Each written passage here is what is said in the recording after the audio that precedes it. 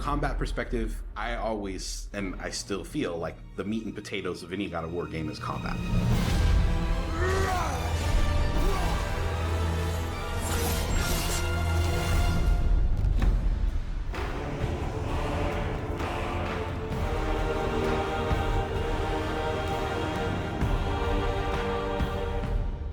My name is Roberto Clemente, and all my friends call me Bert.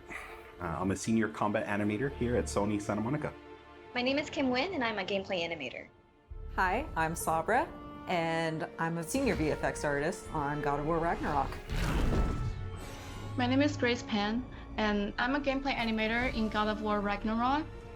Hi, I'm Stephen Ohio with GBA, combat designer on God of War, and I create interesting and memorable creatures that players like to attack and defend against. As an animator, you gave life to characters. You make them move, you give them personalities, you give them weight.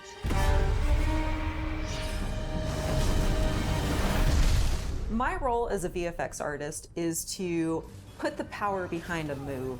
You are in control of fire and earth and water and wind. Whether you are throwing your axe or on the receiving end of an enemy spell, VFX is what really gives the movement and the danger to every move that a character or enemy makes. I work really closely with the design team and the tech art team on this project specifically. We actually work a lot with camera, along with the guidance of our great camera team, so I find myself doing fight choreography sometimes. One of the most challenging parts about being a combat designer isn't the technical implementation of creating a creature, but it's really navigating that line between frustrating and engaging. We want to make something that makes players lean forward and focus and really try hard against that enemy and feel good about overcoming that, but we don't want to make them feel defeated if they can't figure something out. And then it feels rewarding when you win, not because it was impossible, but because it was fun and engaging. After the last game, we've heard the community cry out for more mini-bosses, bigger creatures, and enemy variety, and this time we really leaned into that. So in God of War Ragnarok, you're going to be traveling to all 9 realms, and each realm is going to have like its own theme of enemies that are very unique to that space. For example, in Alfheim, we're familiar with the Dark Elves, but this time around we're going to be fighting the Light Elves, such as the Light Elf Warrior. One of the key learnings from the last God of War game is we don't have to think about the camera and how close combat is going to feel. We already have that knowledge, so we can build upon the close camera that we have, and we can iterate on enemies, creating more interesting scenarios. In the last game, Atreus was just starting to fight alongside Kratos, and he was learning from the master tactician. So in this game, he's trying to prove himself a little bit more, and we built upon those mechanics with him. The previous God of War, Atreus was still a kid, right? So he has a lot of dependency on his father. And for this game, you will see Atreus moving more independently on his own as a companion. In regards to VFX for Kratos, I think what the players really love is the powerfulness of it. When you are playing as Kratos, you really do feel like the God of War. And moving into Ragnarok, we want to really make something bigger, make it stronger, make it more of a spectacle. You want them to be like, oh my gosh, I didn't know that the Blades of Chaos could get even better, but look at that.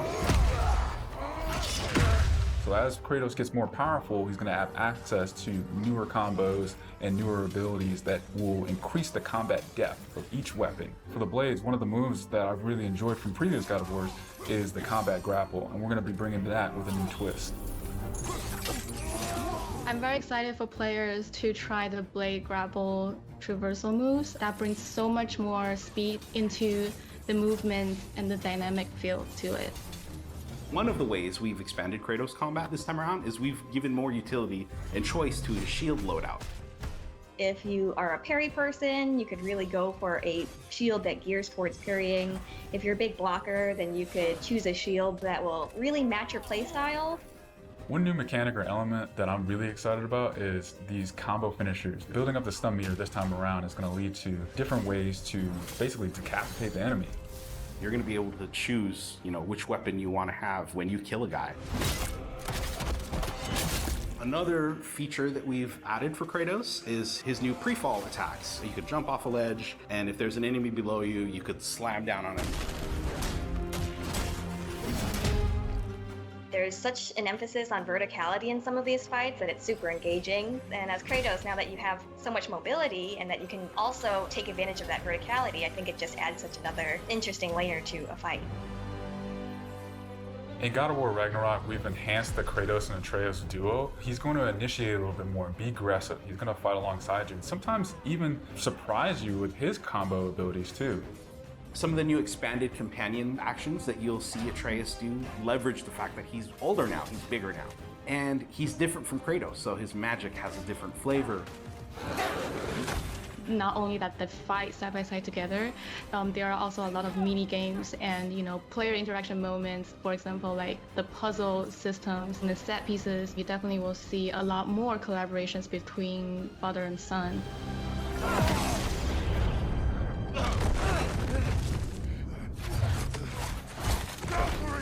Odin must have sent them. There's so much that goes into building a big set piece. You basically iterate and iterate and iterate, and it takes testing and just seeing what works to really figure out the personality of something. Basically, every department gives it their all to make things really spectacular.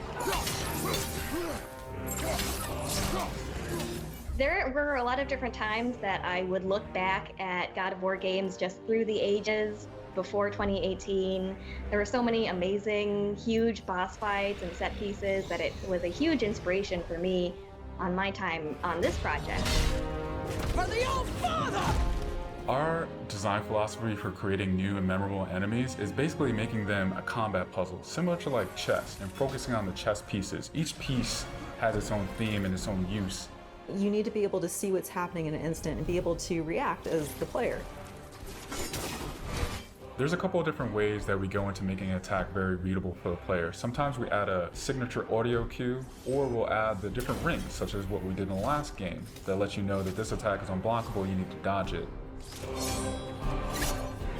There's so many different ways that VFX really helps not just show what an enemy is about to do, but show who the enemy really is.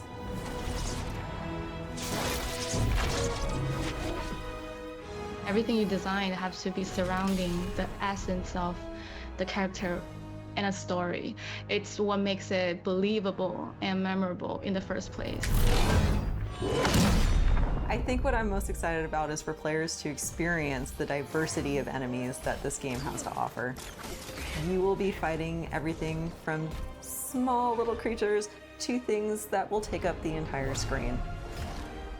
All of their designs run the gamut. I think each one looks so much different from the next one, and each of them have their own play styles and their own little fantasies that go into it. And so I think if you are really into Norse mythology, you'll be very interested to see how Sony Santa Monica has taken some of these creatures and interpreted them for God of War.